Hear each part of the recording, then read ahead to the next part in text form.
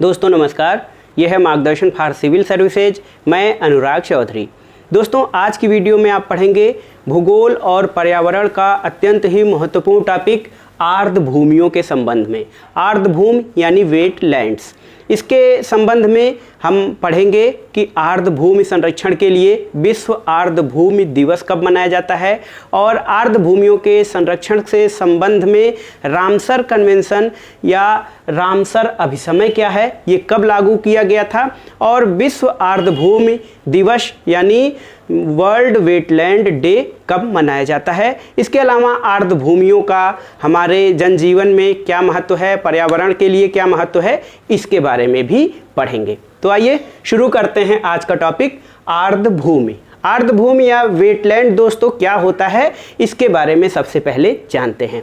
तो आर्द्रभूमि नमी या दलदली युक्त भूमि को कहा जाता है। ऐसी भूमि जो नम होती है या दलदल भूमि। आपने देखा भी होगा, अगर जो आप गांव से हैं तो झील या नहर के किनारे वाला जो क्षेत्र होता है वो दलदली भूमि होता है। तो आर्द्रभूमि या वेटलैंड उसे कहते हैं जो नम भूमि होती है या दलदली भूमि वाला क्षेत्र होता है। और इसकी एक महत्वपूर्ण विशेषता ये होती है कि जो नम भूमि या आर्द्रभूमि का क्षेत्र होता है ये वर्ष भर पूर्ण या आंशिक रूप से जलमग्न होता है। तो आपने समझ लिया आर्द्रभूमि क्या होता है। तो आर्द्रभूमि के अंतर्गत ऐसा क्षेत्र शामिल होता है जो नम और दलदली होता है। इसके अलावा ये पूर्ण या आंशिक रूप से जलमग्न होता है। ऐसे क्षेत्र को आर्द्रभूमि कहा जाता है। और एक प्रकार से देखा जाए दोस्तों तो आर्द्रभूमि जो होता है वो जल और स्थल का संक्रमण क्षेत्र होता है। जैसे एक स्थलीय क्षेत्र है, उसके बाद जो जलीय क्षेत्र होता है उसके बीच वाला जो क्षेत्र होता है संक्रमण का क्षेत्र, उसे आर्द्रभूमि कहा जाता है। तो जैव विविधता के संरक्षण या जैव विविधता युक्त ये क्षेत्र होता है और पादप जीव जंतुओं के जैव विविधता की दृष्टि से अत्यंत समृद्ध क्षेत्र होता है। यहाँ आप देख रहे हैं कि जो आर्द्रभूमि होती है वो जैव विविधता युक्त क्षेत्र होता है। आर्द्रभूमि जैव विविधता युक्त या जैव विविधता से संपन्न क्षेत्र होता है जहाँ पर अनेक प्रकार के पादप और जीव जंतुओं की प्रजातियां, विविधतापूर्ण प्रजातियां पाई जाती हैं। और आप सभी जानते हैं कि जैव विविधता का हमारे पर्यावरण में कितना बहुमूल्य या कितना महत्वपूर्ण योगदान होता है, क्योंकि जिस क्षेत्र की जैव विविधता अत्यधिक समृद्ध और संपन्न होती है उस क्षेत्र में पर्यावरणीय संतुलन भी अत्यधिक संतुलित मात्रा में पाया जाता है। तो आर्द्रभूमि क्या है? आर्द्रभूमि नमी या दलदली युक्त क्षेत्र होता है जो पूर्ण या आंशिक रूप से वर्ष भर जलमग्न होता है और ये जल और स्थल का संक्रमण क्षेत्र कहा जाता है। तो जैव विविधता युक्त क्षेत्र है ये आर्द्रभूमियाँ। और इसके किस चीज़ की संज्ञा दी जाती है? तो दोस्तों जो आर्द्रभूमि है इसे बायोलॉजिकल सुपरमार्केट की संज्ञा दी जाती है। सुपरमार्केट इसलिए, सुपरमार्केट ऐसा स्थान होता है जहां पर आपकी आवश्यकता की सभी चीज़ें, दैनिक आवश्यकता की सभी चीज़ें एक स्थान पर मिल जाती हैं, यानी संयुक्त रूप से सभी चीज़ें एक स्थान पर उपलब्ध होती हैं। तो बायोलॉजिकल या जैवीय सुपरमार्केट के रूप में इनको अभिहित किया जाता है। जो नम भूमियाँ होती हैं या आर्द्रभूमियाँ, तो इनको बायोलॉजिकल सुपरमार्केट भी कहा जाता है, क्योंकि ये पर्यावरणीय जो जैव विविधता होता है उसकी दृष्टि से अत्यंत समृद्ध होते हैं। और इन्हें किडनीज ऑफ द लैंडस्केप की किडनी या गुर्दा भी कहा जाता है। जो आर्द्रभूमि है इन्हें लैंडस्केप के किडनी या गुर्दा का जो काम होता है दोस्तों वो जो अपशिष्ट पदार्थ होते हैं उनको छानने का कार्य करता है। तो गुर्दा इसलिए इसे कहा जाता है क्योंकि जो पृथ्वी पे जल चक्र होता है, जल चक्र उसमें जल का शुद्धिकरण करता है और हानिकारक पदार्थ जो होते हैं उन्हें अलग करके छन्नी का कार्य करता है। इसलिए जो ये आर्द्रभूमि होती है इन्हें लैंडस्केप की किडनी की संज्ञा भी दी जाती है। तो जो हमारी आर्द्रभूमियाँ हैं इनको दो प्रकार से देखा जा सकता है। इन्हें सुपरमार्केट ऑफ लैंडस्केप कहा जाता है, बायोलॉजिकल सुपरमार्केट। इसके अलावा लैंडस्केप की किडनी भी कहा जाता है या पर्यावरण की किडनी इन्हें कहा जाता है, क्योंकि ये अपशिष्ट पदार्थों के लिए छन्नी का कार्य करते हैं। और जैसे जो भूभाग से बहता हुआ जल है या भूभाग से कुछ अपशिष्ट पदार्थ होता है, उन्हें जल स्रोत में मिलने से पहले उसके जो खराब और हानिकारक प्रदूषक पदार्थ होते हैं उनको ये छानकर अलग कर देता है। इसका लाभ क्या है दोस्तों? आर्द्रभूमियों के संरक्षण के लिए कई प्रयास किए गए हैं और सभी देशों में अत्यधिक मात्रा में आर्द्रभूमियाँ भी होती हैं। तो आर्द्रभूमि के संरक्षण के लिए जो प्रयास किए जाते हैं उसके कुछ महत्व होंगे, इसीलिए इनका संरक्षण किया जाता है। तो कौन कौन से महत्व हैं आर्द्रभूमियों के जिनके लिए आर्द्रभूमि संरक्षण किया जाता है? तो पहला जो लाभ है वो ये है कि जंतु और पादप दोनों का समृद्ध क्षेत्र होता है। जो आर्द्रभूमि क्षेत्र है वो जंतु और पादपों की दृष्टि से अत्यंत समृद्ध क्षेत्र होता है। यहाँ पर इनकी प्रचुर मात्रा पाई जाती है और जो सबसे अच्छी खासियत इसकी है कि ये उपयोगी वनस्पतियों और औषधि के लिए महत्वपूर्ण स्रोत होते हैं। तो जैव भूमि या जैव जो आर्द्रभूमियाँ हैं हमारी, वो उपयोगी वनस्पति और औषधि के स्रोत होते हैं। तो एक प्रकार से। दूसरा ये है कि बाढ़ में जल का अवशोषण करने का कार्य भी आर्द्रभूमियों द्वारा किया जाता है। जब बाढ़ आती है तो ये जो अतिरिक्त जल होता है उसके संचयन करते हैं, जिससे भारी जो जान माल की क्षति होती है उसको ये रोकते हैं। इसके अलावा कार्बन अवशोषण का कार्य भी इनके द्वारा किया जाता है। कार्बन अवशोषण करने में ये आर्द्रभूमियाँ सहायक हैं। और भूजल स्तर में वृद्धि इसलिए कि जो इनके द्वारा जो जल संरक्षण है या ये वर्ष भर जल से ढके हुए भाग हैं, तो इनके द्वारा जल संभरण या जल पृथ्वी के नीचे जो जल भूजल है उसके स्तर को सुधारने में भी आर्द्रभूमियों का बहुत अधिक महत्व है। अब कुल मिलाकर आपने देख लिया कि आर्द्रभूमि क्या है और इनका महत्व क्या होता है। आर्द्रभूमियों को दोस्तों जो है वो बायोलॉजिकल सुपरमार्केट और प्रकृति की किडनी की संज्ञा भी दी जाती है, आप इसे याद रखिएगा। और ये जैव विविधता से समृद्ध क्षेत्र होते हैं जहाँ पर अनेक जीव जंतुओं और पादपों की प्रजातियाँ पाई जाती हैं। इससे पर्यावरणीय संतुलन और जैव विविधता बनाए रखने में मदद मिलती है। अब आइए देखते हैं दोस्तों 2 फरवरी का महत्व क्या है। दोस्तों 2 फरवरी को विश्व आर्द्रभूमि दिवस मनाया जाता है। 2 फरवरी का जो दिन है वो विश्व आर्द्रभूमि दिवस या वर्ल्ड वेटलैंड डे के रूप में मनाया जाता है।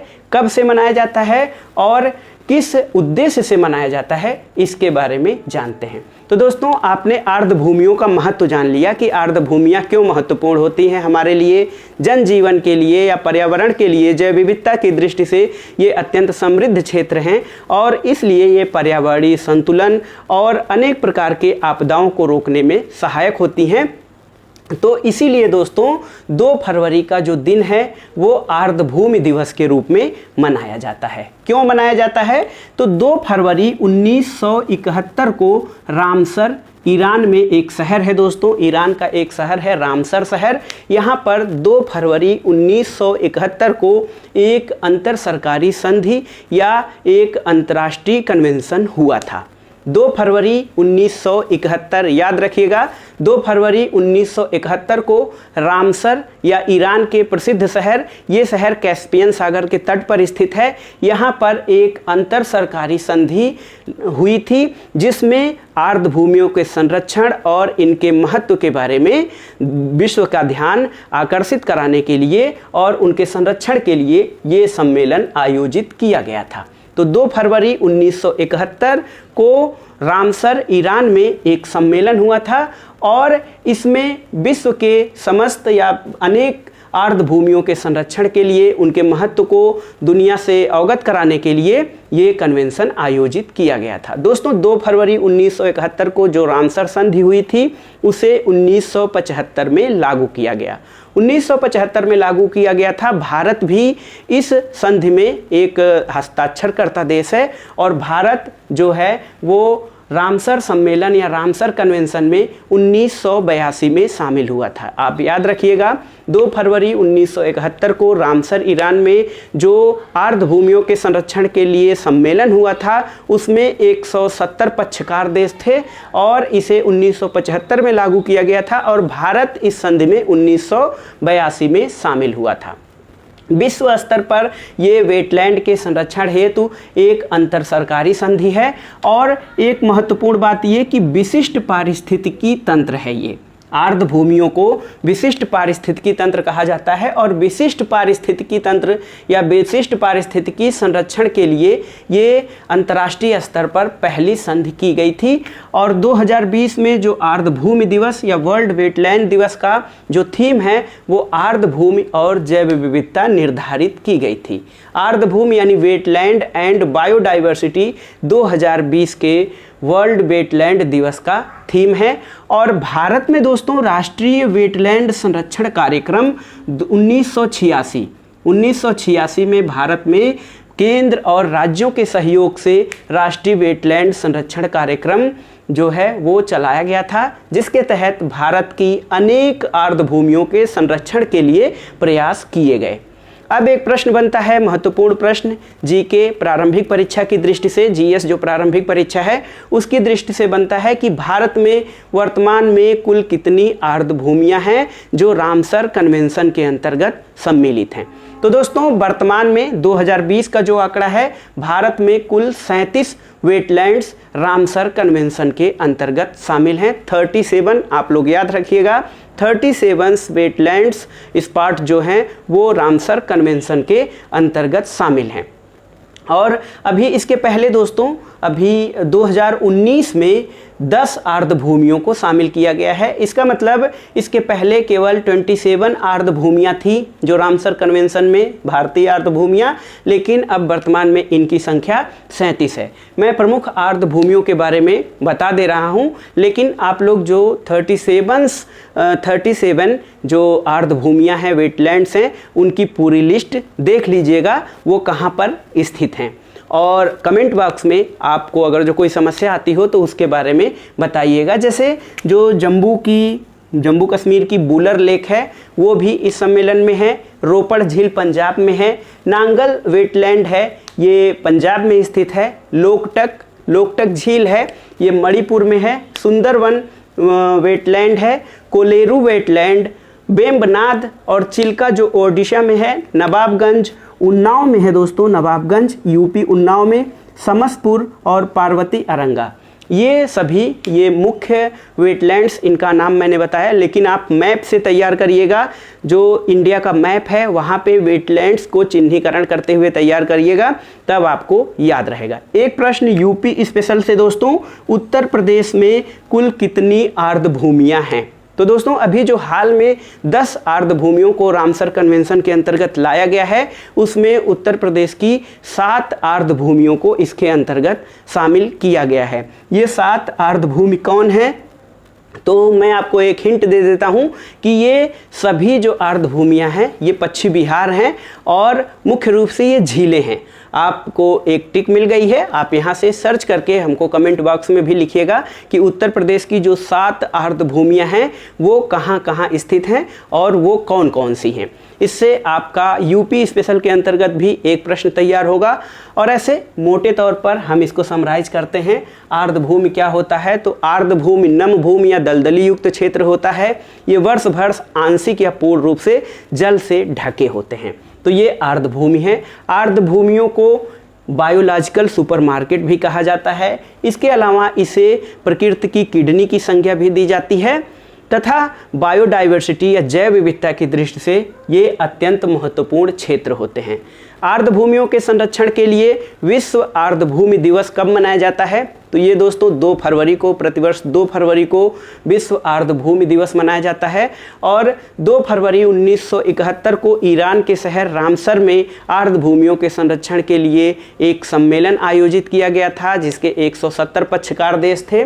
और जो आर्द्र भूमि दिवस मनाना शुरू हुआ था ये पहली बार 1997 में पहली बार विश्व आर्द्र भूमि संरक्षण दिवस मनाया गया था। तो एक प्रश्न ये बनता है कि रामसर सम्मेलन के 16वें वर्षगांठ पर ये जो विश्व आर्द्रभूमि संरक्षण दिवस मनाना शुरू किया गया था।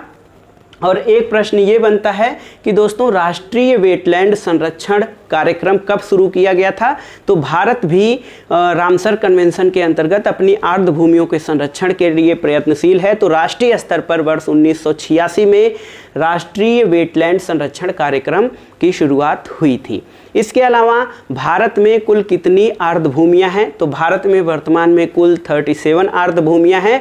और इसके अलावा दोस्तों एक महत्वपूर्ण प्रश्न यूपी स्पेशल से यूपी के छात्रों के लिए कि उत्तर प्रदेश की कुल कितनी आर्द्र भूमियाँ रामसर कन्वेंशन के अंतर्गत शामिल हैं। तो ये संख्या है 7 आर्द्र भूमियाँ और ये सातों पश्चिम बिहार या झील के क्षेत्र हैं। आप इसको याद रखिएगा। इसमें से मुख्य रूप से नवाबगंज, समस्तपुर, पार्वती, अरंगा प्रमुख हैं दोस्तों। तो ये था आज का वीडियो। इसमें आपने देखा आर्द्र भूमि क्या होती है और आर्द्र भूमि संरक्षण के लिए जो रामसर कन्वेंशन है वो कब किया गया था और भारत इस संधि में कब शामिल हुआ। इसके अलावा जो विश्व आर्द्र भूमि दिवस 2 फरवरी को मनाया जाता है, ये कब से मनाना शुरू किया गया और भारत में कुल कितने आर्द्र भूमि जो हैं वो रामसर कन्वेंशन के अंतर्गत शामिल हैं। तो ये था आज का वीडियो दोस्तों। वीडियो आपको कैसा लगा हमें कमेंट बॉक्स में ज़रूर बताइएगा। किस अन्य टॉपिक पे आप हमसे वीडियो चाहते हैं इसके बारे में भी बताइएगा। वीडियो देखने के लिए धन्यवाद। नमस्कार।